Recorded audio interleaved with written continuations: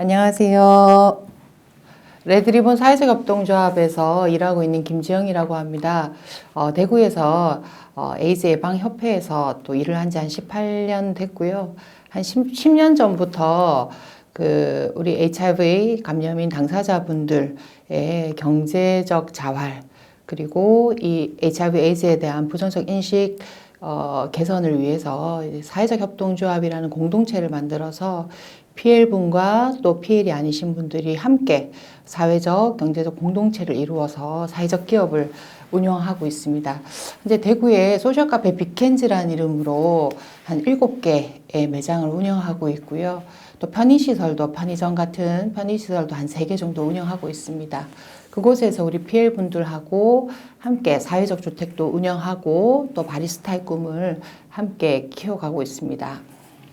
오늘 여러분들하고 한 30분 정도 얘기 나눌 것은 HIV와 장애 인정에 대한 얘기입니다. 제목 한번 보시겠어요? 규정할 것인가, 규정당할 것인가 라고 제가 이렇게 주제를 정해봤습니다. 그러니까 어떤 분들은 이 장애 인정에 대해서 좀 부정적으로 생각하시는 분들도 많이 있는 것 같습니다. 장애라고 하면 HIV도 무겁고 힘든데 장애라는 주제까지 내 삶 속에 들어오게 된다면 이 낙인이나 차별이 더 심해지지 않을까라는 걱정을 하시는 분들이 많기 때문인데요. 또 한축으로는 그나마 장애인으로서 인정을 받아서 내 삶의 질이 조금은 지금보다는 좀 나아지고 또 차별과 편견이 좀 더 HIV보다는 훨씬 좀 감소되지 않을까 하는 그런 기대를 하시는 분들도 있습니다. 그래서 오늘 이 HIV와 장애라는 주제를 가지고 우리가 규정당할 것인지 아니면 우리가 먼저 규정을 할 것인지에 대해서 얘기를 좀 나눠보겠습니다. 국내에 이제 HIV 감염인 분들이 겪는 여러 가지 이제 장애, 그리고 신체적인 어떤 증상들, 그리고 정신적인 어려움들, 이런 것들 때문에 장애를 겪고 있는 사례들, 그리고 해외에서, 그러면 해외 선진국들은 HIV 감염인들이 어떤 식으로 복지 지원들을 받고 있고, 장애는 어떻게 이해되고 있는지를 좀 얘기를 나누도록 하겠습니다. 저희가 공익소송의 목적 이렇게 얘기를 해 두었는데요. 슬라이드를 한번 보시면 HIV 감염인은 HIV란 질병 때문이 아니라 이 감염 사실 때문에 진단 순간부터 사회적 격리와 분리를 경험하게 된다라고 이렇게 제가 적어 왔습니다.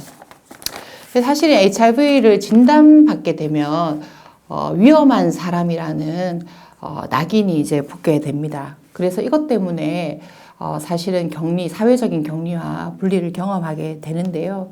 이런 우리 사회의 이제 차별적인 태도, 이것과 함께 개인적인 면역 결핍이라는 손상, 이것이 합쳐져서 상호작용으로 HIV 감염인들은 장애를 실제 경험하게 됩니다. 질병 때문만이 아니라 우리 사회의 높은 편견 때문에 실질적으로 다양한 일상에서 사회적인 장벽들을 경험하게 된다는 것이죠. 그래서 이번에 이 공익소송 그리고 장애인 차별금지법상의 진정을 통해서 감염인분들의 일상적으로 경험한 차별들을 좀 드러내고, 그리고 이를 통해서 직접적으로 구체적인 구제 활동들을 진행하고자 합니다. 그리고 아울러서 HIV 감염인 분들이 사실 지금 감염 진단 이후에 정부로부터 지원받을 수 있는 것은 거의 치료비 지원 이외에는 특별한 복지 정책들이 없습니다. 그래서 이 장애인 등록을 통해서 보다 적극적으로 우리의 권리들을 보장하는 것이 중요하기 때문입니다. 크게 3가지 인권보호 차원에서 소송이 필요하고요. 두 번째는 차별 해소를 하기 위해서 필요합니다. HIV 감염인 분들이 가지게 되는 이 차별과 사회적인 낙인은 굉장히 극심한 수준입니다. 러포원에서 그때 발간했던 20, 30대의 자살률, PL 분들의 자살률을 보면 동일한 그 연령대 인구 집단에 비해서 한 40배 가까이 이 자살 시도율이 높은 것을 볼 수 있습니다. 이것은 사회적인 낙인과 차별 때문인데요.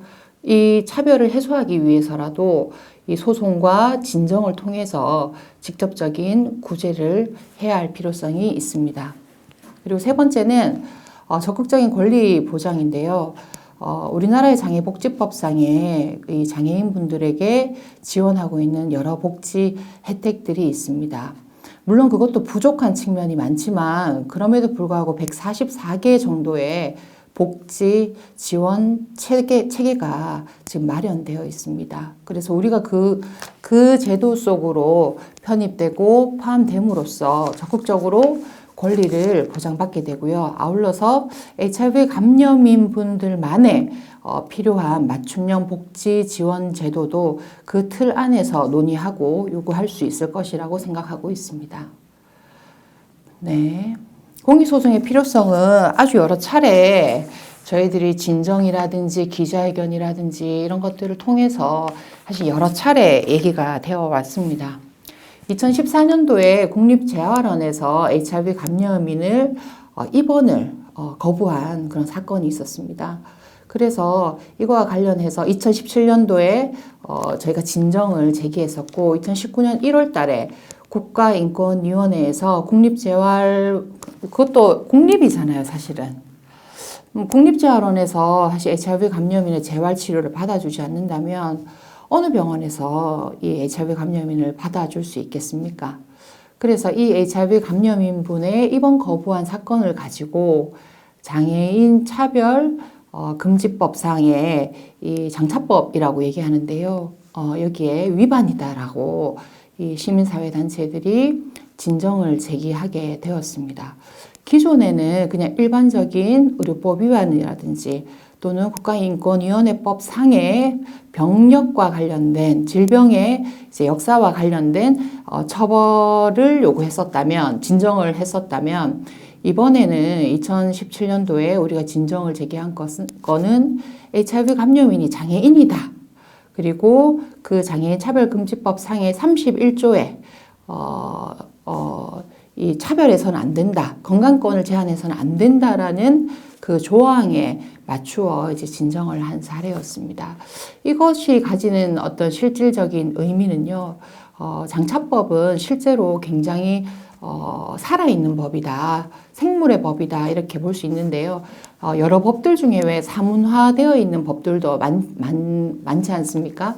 근데 장차법은 실제로 이 장애인 단체 그리고 장애인 당사자분들이 아주 오랜 시간 동안 투쟁을 통해서 만들어낸 그런 법령입니다. 그래서 그 법 안에 실제로 이 장애인들의 권리 구제를 위한 여러 장치들이 있습니다. 그래서 이 법에 해당하는 사안으로 진정을 하는 것은 상당 부분 이 실질적 권리 구제에 접근할 수 있다라고 판단하고 진정을 제기했습니다. 2년 정도 시간이 흐르고 나서 국가인권위원회에서 이제 공고를 하게 됩니다. HIV 감염인 그 진정인 당사자를 장애인으로 간주하는 그런 결과를 내어놓게 되었습니다. 그래서 이것이 시작이 되어서 올해에도 엄지손가락 절단 사건이 2020년도에 발생했고 2021년 4월 20일 장애인의 날을 즈음해서 국가인권위원회에 장차법상에 이건 차별행위에 해당한다라는 건으로 진정을 준비하고 있습니다. 오른쪽 그림을 보시면 건강검진을 통해 HIV 감염인이 드러나자 퇴직을 종용당한 사례가 2018년도에 있었습니다. 모 소방서에서 이제 근무하던 소방관이 이제 건강검진상에서 HIV인 것이 이제 드러나게 됐고, 그 안에서 이제 그 동료 직원들에게도 아우팅되는 그런 사건들이 있었습니다. 그래서 이것을 이제 저희가 권리 구제를 받기 위해서 국가인권위원회 법상으로 진정을 제기했었고요. 그때 이제 이것은 차별행위다라고 국가인권위원회가 판단을 해주었습니다. 근데 만약에 이때 장차법상의 장애인에 대한 고용차별로 진정을 만약에 제기할 수 있었다면 사실상 훨씬 더 좋은 판결을, 실질적 권리 구제에 가까운 판결을 받았을 수 있을 거라는 아쉬움이 남기도 합니다. 이때 당시에는 장차법상으로 진정을 한 것은 아니었고요. 그냥 국가인권위원회에서 병력을 이유로 하는 그런 고용차별로 이제 진정을 했기 때문에 사실상 이 소방서에 대한 권고와 교육, 지침 마련이라는 아주 좀 소극적인 어떤 판결만이 나왔을 뿐입니다. 만약에 장차법상의 이 장애인으로 이 진정을 제기했다면 그 이후의 후속 조치로서 복직이라든지 그리고 손해배상 청구까지도 가능했던 그런 사건이었습니다. 그렇기 때문에 이러한 이유들로 사실은 공익소송을 통해서 HIV 감염인 분들이 장애인으로서 좀 장애인 범주에 해당함으로써 실질적인 어떤 차별 구제와 그리고 일상적인 차별에 대한 적극적인 대응을 할 수 있고 또 체계적인 복지 제도 안에서 우리의 욕구들을 관철시키기 위한 그런 일들을 해나갈 수 있다는 것입니다. 국내 사례들을 좀 보시면 이제 저희가 2021년 4월 20일이 장애인 차별금지법이 만들어진 지 13회 되는 것으로 제가 알고 있습니다. 13년이 되었는데 그날을 즈음해서 저희가 이제 국가인권위원회에 기자회견을 진행할 예정입니다. 사례 1번을 가지고 저희가 진정을 할 예정이고요. 2020년 9월 달에 경기도 모 경기도 지역에서 공장에서 일을 하시던 분이 엄지손가락이 이제 절단되는 사고를 당하게 됐습니다. 긴급수술이 당연히 필요하겠죠. 절단사고를 당하셨으니까요. 근데 이 병원들이 다 수술을 거부를 한 거예요. 무려 20개 정도 되는 병원이었습니다. 그러니까 20개 정도의 병원들이 다 수술을 거부하셨으니까 당연히 이게 접합수술을 하더라도 시간이 굉장히 지체될 수밖에 없었고 접합이 되었음에도 불구하고 지금 현재는 사용이 불가능, 엄지손가락을 사용할 수 없는 상황이 되어버리신 거죠. 그래서 이 20개의 병원들이 대체적으로 많은 병원들이 수술을 해줄 수 없었던 이유로서 HIV이기 때문에 수술을 해줄 수 없다라고 그렇게 대답이 돌아왔었습니다. 그래서 이 사안을 가지고 장차법에 진정을 하고 그 이후에 손해배상 청구를 통해서 실제 이 사례자분이 회복, 사실은 이제 엄지손가락 움직일 수 없는 것은 회복 불가능한 상태인 것이잖아요. 거기에 대한 이제 손해배상을 청구함으로써 그나마 이분이 차별 행위를 당한 것에 대한 좀 구제와 위로가 될 수 있는 그런 조치들을 진행해 나갈 예정입니다. 만약에 이게 장차법상의 진정이 아니라 단순히 의료법이나 국가인권위원회법 상의 진정을 진행하게 된다면 사실 이런 손해배상 청구도 좀 어렵게 되는 상황일 수도 있습니다. 사례 두 번째는 저희가 최근에 이제 이 장차법상의 진정과 공익소송 진행을 하기 위해서 사례들을 좀 접수를 받고 있습니다. 거기에 이제 사례가 접수된 건인데요. 만 65세 이상을 대상으로 틀니를 할 수 있다고 보건소에서 안내가 왔습니다. 그럼에도 불구하고 사실 내가 감염인이다, HIV다라고 밝히니 병원에서는 막상 틀니를 해줄 수 없다라는 이제 답변을 듣게 됩니다. 그래서 이러한 경우에도 사실상 정부에서 무료로 해주는 사업임에도 불구하고 HIV란 이유 때문에 사실은 거부를 당하는 사례인 것이죠. 특히나 HIV는 면역이 결핍되는 그런 증후군이기 때문에 이빨이나 이런 여러 면역과 관련되어 있는 부분이 좀 더 많이 손상이 갈 수도 있고 안 좋을 가능성이 많이 있습니다. 그리고 저희 내담자분들 중에서도 이빨이 굉장히 안 좋으신 분들이 많으신데요. 이분들에게 오히려 이 틀니 서비스는 최우선적으로 필요한 것인데 거기에서 진료 거부를 당하는 일이 다반사가 일어나고 있다는 것은 매우 안타까운 일이라고 할 수 있습니다. 이런 것들이 실질적 권리구제로 이어질 수 있는 방법으로서 장차법이 아주 유효하다라고 말씀드릴 수 있겠습니다. 사례 4로 좀 넘어가면요. 요양병원, 이제 연세가 많으신 분들은 사실 이제 요양병원에 가서 또 치료도 받고 좀 장기간 입원이 필요한 경우들이 많습니다. 특히 우리 PL 분들은 가족과의 관계가 좀 이렇게 관계가 단절되거나 이런 분들이 저희 내담자로 많이 방문을 하십니다. 그런 경우에는 독거 상태이신 분들이 많기 때문에 옆에서 돌봐 주실 분이 없습니다. 그러면 이제 노령화 그리고 HIV 기회 질환 이런 것들로 인해서 사실 요양병원에 입원이 필수인 경우가 많은데요. 다들 아시다시피 우리 의료법 시행규칙이 사실 개정되었음에도 불구하고 요양병원의 입원 거부는 현재에도 계속 진행형입니다. 법적으로는 입원을 거부할 수 없지만 실제 우리 HIV 감염인 분들이 요양병원에 입원하려고 하면 거부당한 사례들이 너무나도 많다는 것이죠. 특히나 이번 코로나19 때도 공공병원이 감염병 전담병원으로 이제 지정이 되면서 사실 그 안에 있었던 우리 HIV 감염인 분들이 거의 쫓겨나다시피 나올 수밖에 없었고, 다른 민간 병원에서는 또 HIV라는 이유로 이분들의 입원을 거절하는 그런 사태가 발생하게 됐었습니다. 만약에 HIV 감염인이 장애인으로, 법정 장애인으로 만약에 인정을 받을 수 있다면 장애인분들 외 거동이 불편한 장애인분들에게 활동 보조 서비스 지원이라는 걸 혹시 들어보셨나요? 병원에 들어가지 않고도 우리 지역 사회 내에서 일상적으로 활동 보조 서비스를 지원받음으로써 지역 사회에 정착해서 살아갈 수 있도록 하는 그런 서비스입니다. 그래서 HIV 감염인도 굳이 요양병원이 우리를 반기지 않고, 그리고 또 지역사회 내 상담소라든지 프로그램 이런 것들을 이용하시면서 할보 서비스를 통해서 얼마든지 그나마 괜찮은 삶의 질을 높일 수 있는 방법으로서 이러한 복지 제도를 활용해 볼 수 있게 되는 것입니다. 그리고 사례 5, 6, 3 요거는 이제 우리가 또 사례들을 접수받은 내용 중에 하나입니다. 그리고 외국에서는 그러면 어떤 그 HIV 감염인과 장애 관련 법 제도가 어떻게 되어 있는지를 한번 살펴볼 필요가 있겠죠.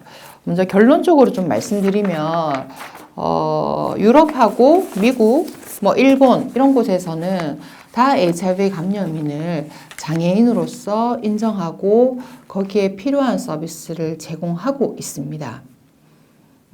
우리와 좀 이제 제일 가까운 일본을 좀 예를 먼저 들어보면요. 1998년부터 이 피해를 법정 장애인으로 인정한다고 발표하고, 등급을 우리나라하고 등급체가 비슷한데요. 우리나라는 물론 이제 1급에서 해서 급수별로 다 있었지만 지금은 중증과 경증으로 이렇게 두 체제로 이렇게 나누긴 법이 바뀌어졌습니다. 일본은 이제 여전히 1급부터 해서 이렇게 쭉 있는데요. HIV 진단을 받은 사람은 1급에서부터 4급까지 장애 수첩을 발급받아서 거기에 급수에 맞는 복지 지원이나 혜택들을 주고 있습니다. HIV 진단된 HIV 감염인 중에 한 3분의 2 정도가 이 장애인 등록을 해서 장애인 수첩을 발급받았다고 합니다. 그러니까 즉 이 말은 HIV 감염인이 장애인으로서 인정됐다고 해서 모두가 장애인으로 등록을 하지는 않는다는 거고요. 생각보다 또 많은 수가 또 3분의 2 정도가 장애인 수첩을 발급받음으로써 여러 복지 지원 제도들을 활용하고 있는 것을 또 확인할 수 있었습니다. 독일 같은 경우에도 2013년에 사회생활에서의 참여가 제한되어 있을 가능성이 높은 경우에는 무증상이라 할지라도 HIV 감염인인 노동자도 장애를 가지고 있고 차별 주장을 할 수 있다고 발표를 했습니다. 상당히 이것은 우리가 좀 주목해야 될 지점인데요. U equals U는 다 아시죠? undetectable equals untransmissible 이렇게 얘기를 합니다. 검출되지 않으면 전파시키지 않는다. 그 정도로 굉장히 의학적으로 발전이 많이 되었고 현재 HIV는 만성질환으로서 개념화하고 있습니다. 그래서 조기 진단에서 치료에 들어오시게 되면 내 혈중의 바이러스는 거의 제로 수준으로 유지되고 타인한테 전파도 가지 않으니 또 증상도 나타나지 않습니다. 우리가 지금 그런 이제 의학적으로 발전된 시대에 살아가고 있는데요. 독일에서도 그 부분을 이제 주목하고 있는 것입니다. 무증상의 HIV 감염이라 할지라도 사회적으로 차별을 경험한다라고 이제 보는 것이죠. 그렇기 때문에 이 HIV 감염인을 장애인으로서 인정하고 있습니다. 왜? HIV라는 질병 때문에 아파서가 아니라 또는 손상돼서가 아니라 무엇 때문에?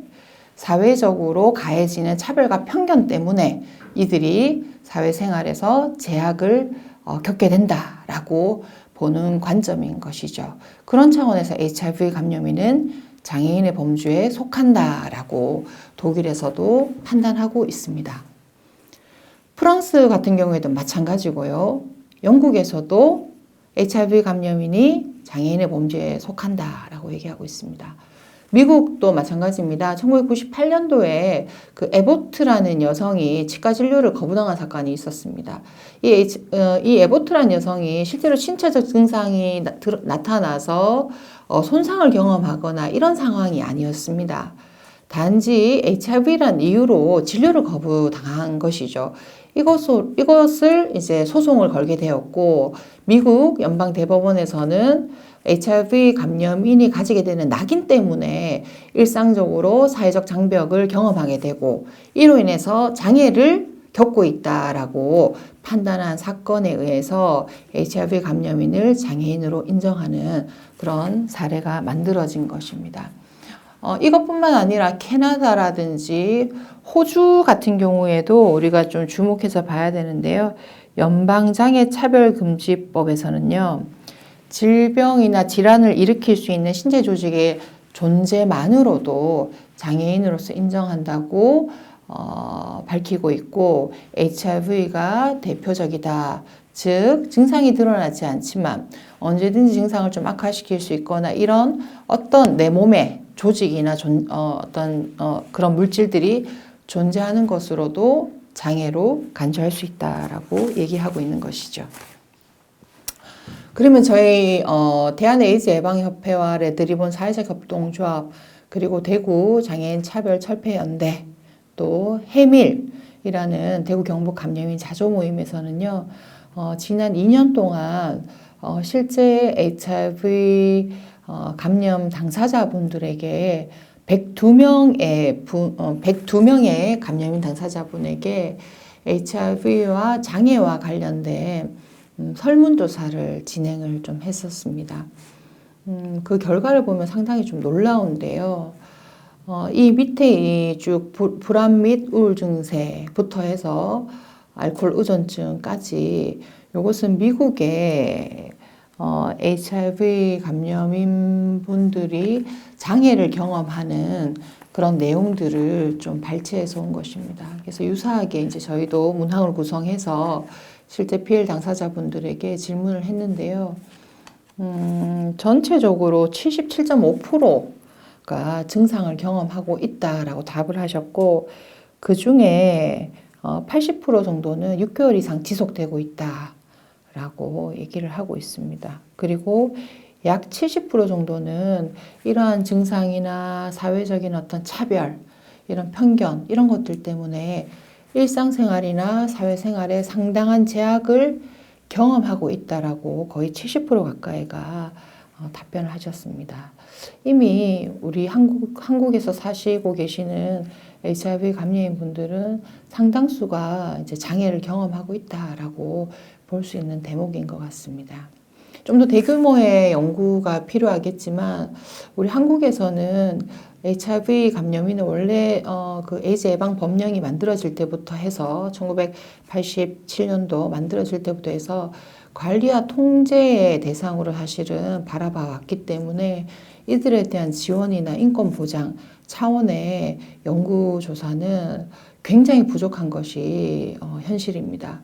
그래서 이러한 연구 조사를 통해서 실제 이 PL들이 겪는 어려움을 좀 드러내고 그리고 그 어려움에 맞추어서 어떤 서비스가 필요한지를 좀 주목해야 합니다.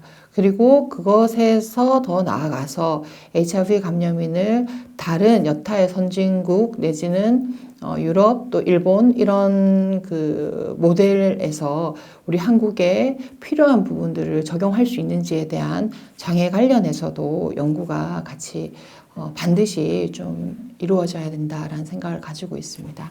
이 중에서 가장 이제 좀 높은 것이 불안 및 우울 증세 이런 것들이 높았고요. 공황장애라든지 또 HIV 치료제 부작용도 사실 좀 많이 겪고 있으신 걸로 나타나고 있습니다. 그리고 알코올 의존증도 꽤 높게 이제 리포트되고 있는 것 같습니다.